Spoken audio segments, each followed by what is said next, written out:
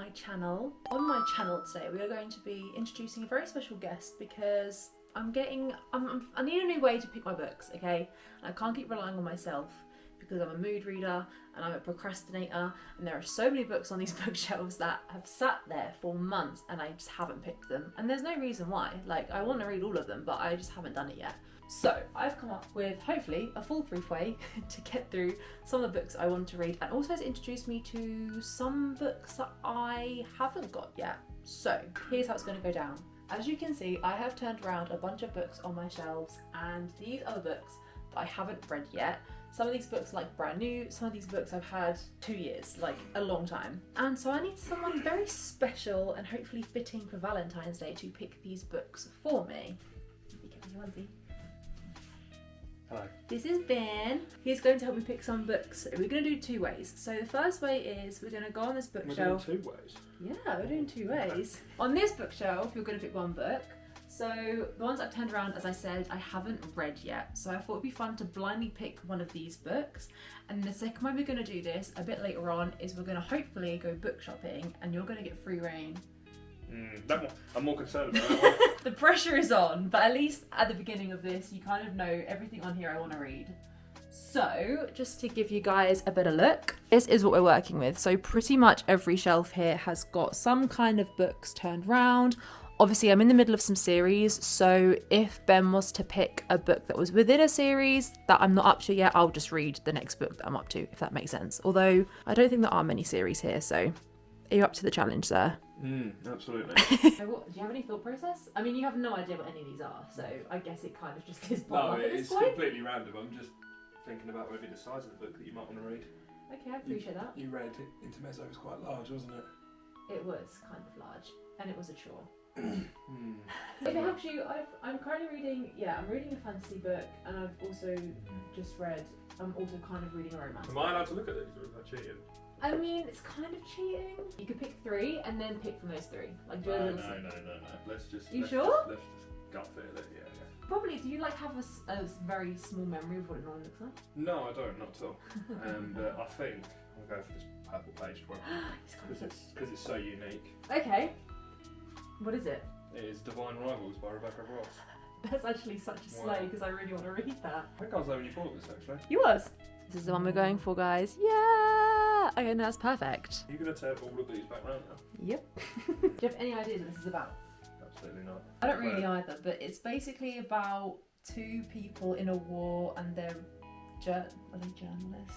Oh god, this is doing me really dirty. They write letters to each other, but they've never met. And they're in the middle of a war and there's like gods that are in that. That's very exciting. I'm pleased for you. Perfect. We've got our first book, which is actually so good because I was probably going to read this within the next month or 2 anyway. That was a really shit vibe, wasn't it? Yeah. Bye! Farewell. See you later! This is also an exclusive edition, hence the purple edges. I don't blame him for picking this because I'm not really a spread kind of girl, but when I saw this in Waterstones a few months back, I just had to get it. And I knew I was going to read this soon, so this is actually such a good pick. And a lot of the books I've been reading have been quite chunky. This is literally like 350 pages, so perfect.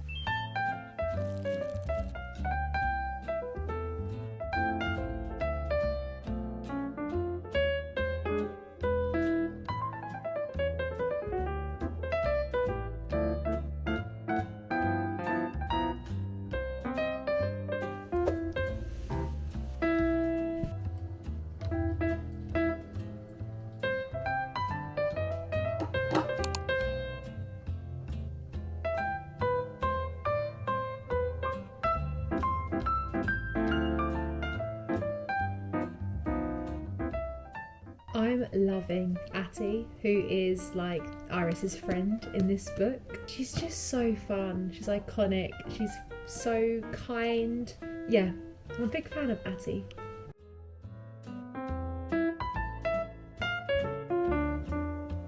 Guys, this book is making me giddy. I'm officially on the spiral of finishing it. I'm on page 273.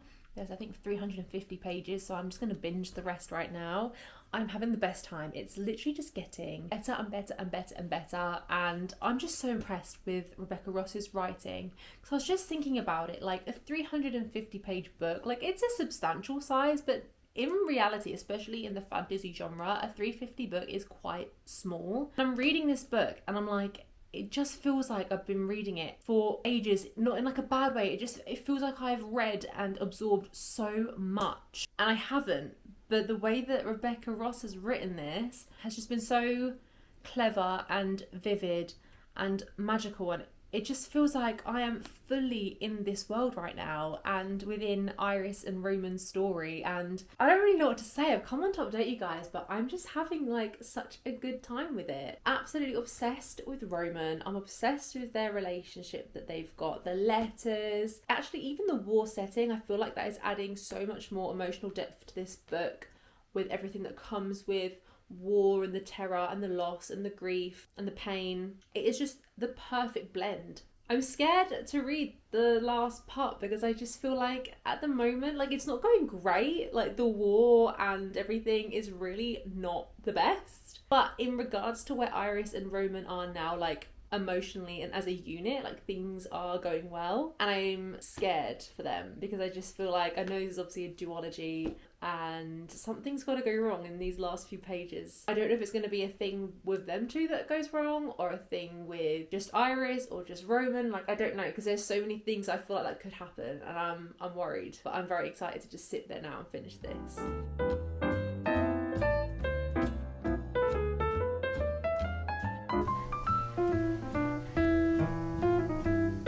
Oh my god.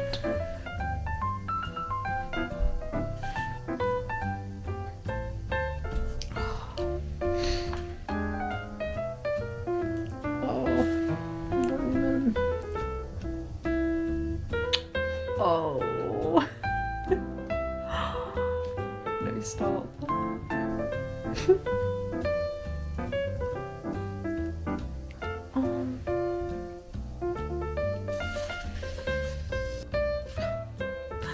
So cute. He's actually just the cutest. I swear to God.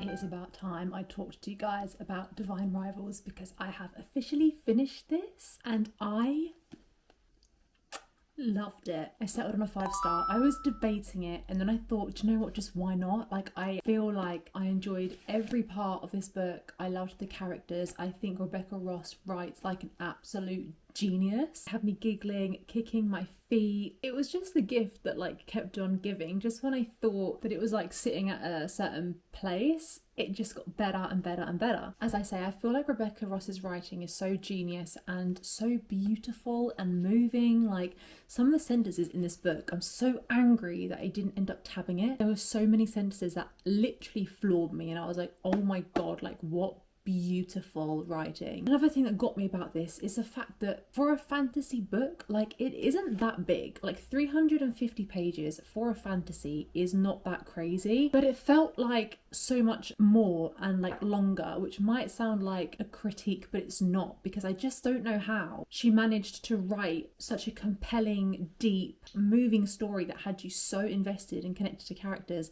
in such a short amount of time. I feel like no page was wasted. Every page had intent, had meaning, had purpose, added to the story, crafted more of an ability for you to connect to these characters, and literally every page was just so perfectly placed. I loved Roman way more than I thought I would in this book. I thought he would just be like, oh, another like kind of cutesy book boyfriend, but that guy would crawl to Iris. Practically did.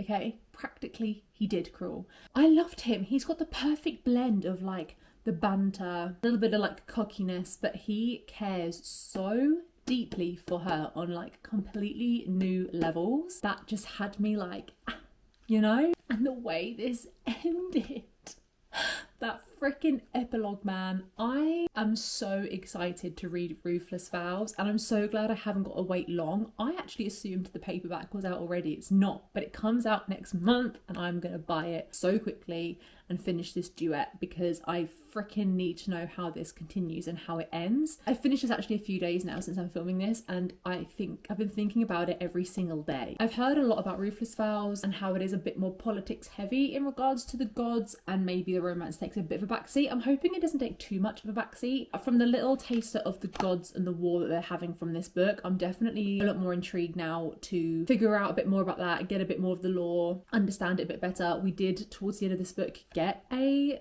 POV from one of the gods, so that was a nice little like taster into that, and I did really enjoy it. So yeah, I'm looking forward to learning a bit more and getting a bit more world building in the second book, because this book has just set it up so well. But yeah, this holds a special place in my heart. I thought I was gonna like it.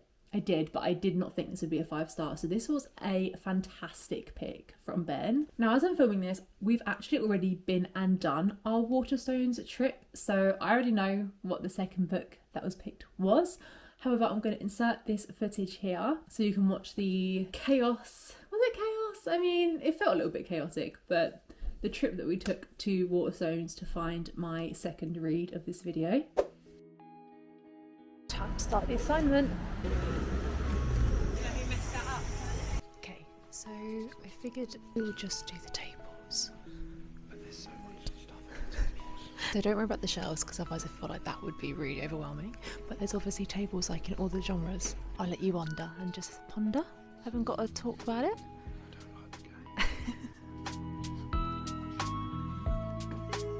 I would say go to the genres, yeah. Do you know what kind of genres we're thinking?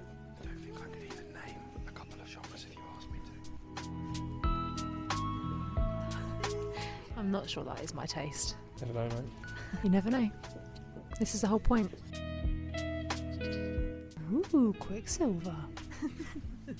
Not the Myrtle, though. It does look like Myrtle. You're so right. This doesn't even tell you what the book is. Suspicious. Okay. Okay, well, that's a contender. Let's keep going. Did you read that in the end? Yep. You read that one too? Yep. You put both of them? Yep. You read this one? Yep. Is that a film? It ends with us is the film. Yep. Yeah. Yeah. Did you actually? Uh-huh. I thought we just watched the film. I read it before, way before the film. Oh my god, Benji, do not look at the jelly cats. Oh, it's the Eggie. Oh, it's the Eggie. Oh my god. Little slippers. I can't believe they've got him in store. Oh, they got the marshies. They've got the rainbow too. I don't think I've ever seen it in the flesh before. Oh, that is so soft. Bit of historical fiction.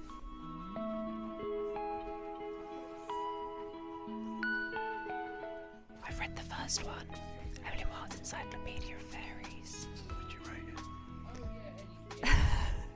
Not good, but I do want to give it another go. You read it not good. I gave it a like When I just said, is 3. it good? And you said, yeah. And then Well, what did you rate it? Not good. Not good. Well, I gave it a 3, but I don't think it was a bad book. But I do want to give it another try. You've read this? Yep. You've read that whole thing? I like that cover though. It's so much better than my cover. The Night Circus. Yeah, I've read that. Looks terrifying. It looks cool though. I do like the cover. Ooh, Project Hail Mary is meant to be a very good book, apparently.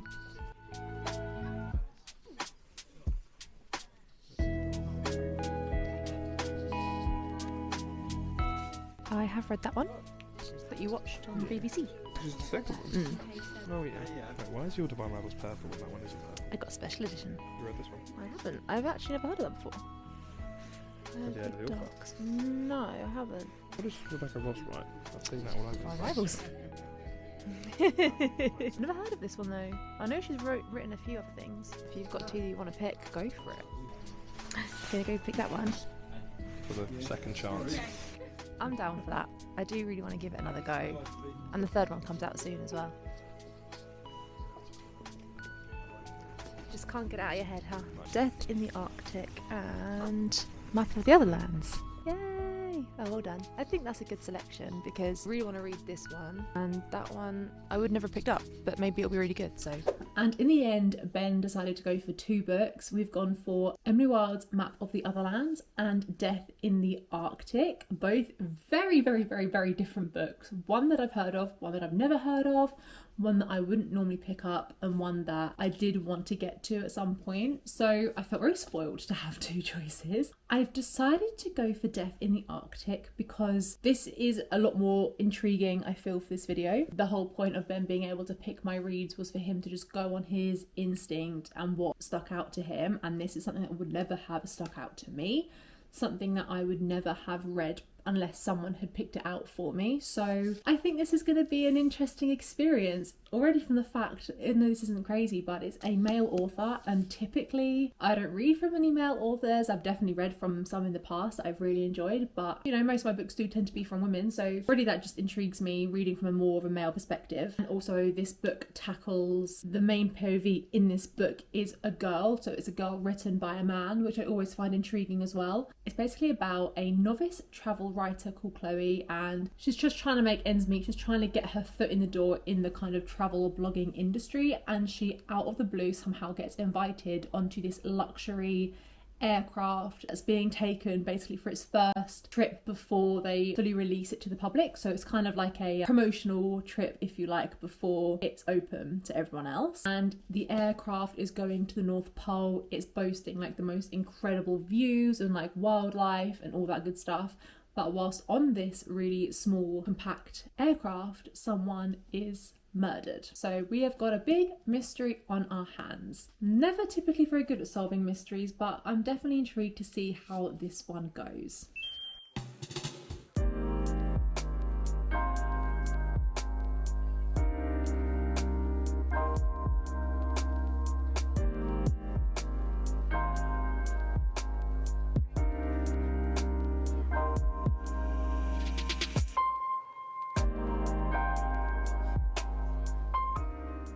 The murder's just happened. It's time to find out how shit's about to go down.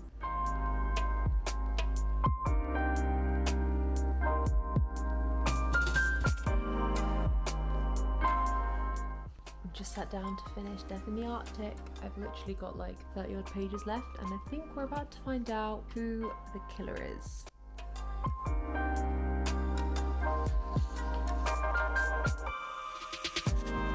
I don't know how I feel about that. The killer's just been revealed, and I don't know, I kind of feel a bit underwhelmed.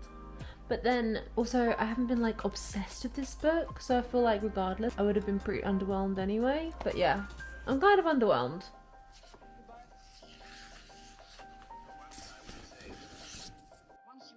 So as you guys would have seen, I have finished Death in the Arctic by Tom Hindle, and I realised throughout the reading process I never really gave you guys any updates on how I was feeling throughout this book, so I feel like I need to give a really good overview of this now. And for me, the best way I can describe this book is I was entertained when I was reading it, but then once the book was closed I never really lent it any thought.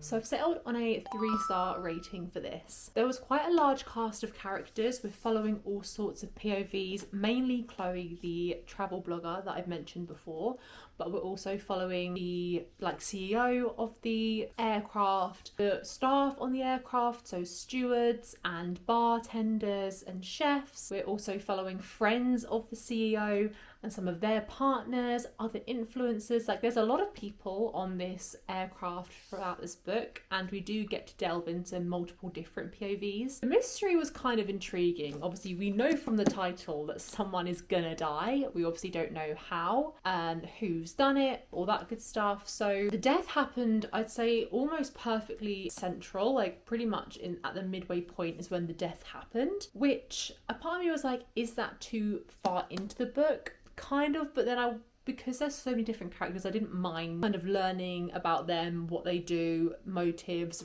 sort of connections, who likes who dislikes who, that kind of thing. So I guess it wasn't too bad having the death happen within the halfway mark, because we were learning a lot up until that point, and I wouldn't say I was bored. Like, I was kind of enjoying getting to know all the different characters. However, whilst the mystery element was intriguing and the different bits of information we find out in regards to how the person on this aircraft has died, I did find it not necessarily confusing, but maybe like a tiny bit far-fetched. It had a lot to do with like technology and the way that this aircraft is able to operate, because without going into depth, the aircraft operates on helium. It's meant to be like a greener way to travel by air. There's a lot of like technical terms and mechanics kind of used to describe how this aircraft functions, which also has a play in the murder.